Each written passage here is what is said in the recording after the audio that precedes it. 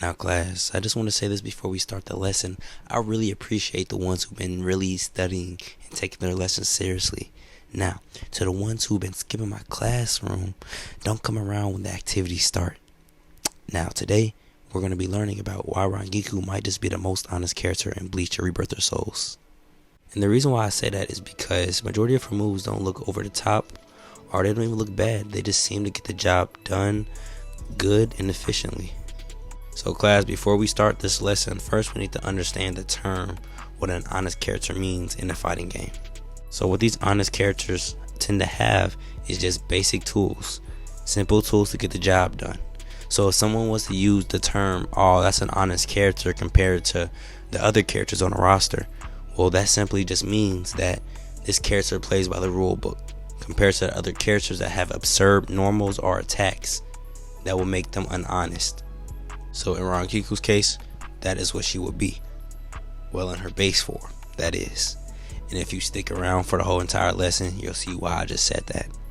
Now class, if you would like to point your attention up to the screen, we're about to cover her tools. For her first move, we have Shakuho. Fire is a Shakuho that travels at a slow speed, but if it hits, it can be used for a follow-up attack. It is a simple attack, but it has a lot of utility. As y'all see class, it's exactly how it sounds. It's great, it's decent, and it can get the job done. If you want to extend your combos, use Shakuho. That means that move might just have a lot of stun to it. So definitely make sure you utilize that in trying to cross up your opponent, or in trying to mix up your opponent if they try to whiff at you. Because I'm pretty sure if you hit that, it's going to stun them for a minute. So you can go into a combo extension. Now, we're moving on to the next skill, which is called You're Too Slow. A counter move allowing Rangiku to come up behind her opponents and blow them away with her Shakuho. Again class, is just simple. It'll get the job done. It's a simple counter that will just allow you to follow up with a Shakuho. And again, what I said with Shakuho, you can combo extend with Shakuho. So make sure I use this move. Now, moving on to our second tool, we have Sokatsui. Thrust both palms up and down to unleash Sokatsui, an attack with weak range and speed but high damage. Now class, you will only use this for a combo ender or a reversal. Let's say if somebody's about to come up on you trying to rush you, right? They're trying to do all that movement. Pop this out to make them stop, to make them rethink. Then if you have them in a combo, go ahead and end this shit off with Sokatsui. And it's also high in damage, so y'all can't go wrong with it. Now class, do y'all remember when I said she's an honest character in base, right? Well, that may change, and you're about to see why it may change. Keep your eyes on the screen while we go to her most important tool and her game-changing tool yet, which is her awakening. Now, releasing Shikai Haniko changes specific actions of Rangiku's fighting style. Her signature move, Haniko Spread, is a unique fighting technique that allows her to control her opponent's movements. In class, as you can see, this is a fucking game changer. The old Rangiku that was honest is no longer honest. When she releases Haniko, all bets are off the table. And can you blame her? In the show, it was like this. Sometimes you have to fight dirty to win. And boy, does she fight dirty.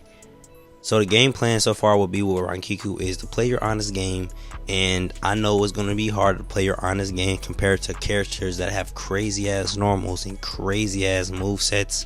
I know it's going to be hard, but I know you Rangiku mains in my classroom. I know y'all can find a way, and especially when y'all get into y'all awakening, then play your hearts out, because I know it's going to be hard for you all, but I believe in you all. Okay class, as we approach the end of this lesson, we are about to look at her stats to see just how good they are. Okay, our first looks, her stats don't look that bad actually. Speed and mobility is tied with reach and range. The power and strength is up there, but it's not all the way up there. Technique and skills is somewhat there, and toughness and durability is, she has a little bit of that as well. Yeah, these stats is not bad. They're not bad, and I'm pretty sure the reach and range will come at us when she gets into awakening. Now, the ease of use is 3 stars. That's really going to show the skill level between some Rangiku players. it's definitely going to depend how you play as her and how you know her matchups. I definitely feel like she's a matchup knowledge heavy character. What matchups is better in certain situations. So I definitely feel like that is the only deciding factor if you're going to pick this character up or if you're just going to drop her, because she's going to be very technical. 3 stars of use. Keep that in mind, class. So with all that being said, class, this marks the end of the lesson. I hope that you took something away from this video and learned how would you play with the Rangiku, what would her game plan be when you pick her up. Remember, she's an honest character in base, and in Awakening you can go ahead and use her tricks to your advantage to get the ups on your opponent. So make sure y'all like, subscribe, and share this video.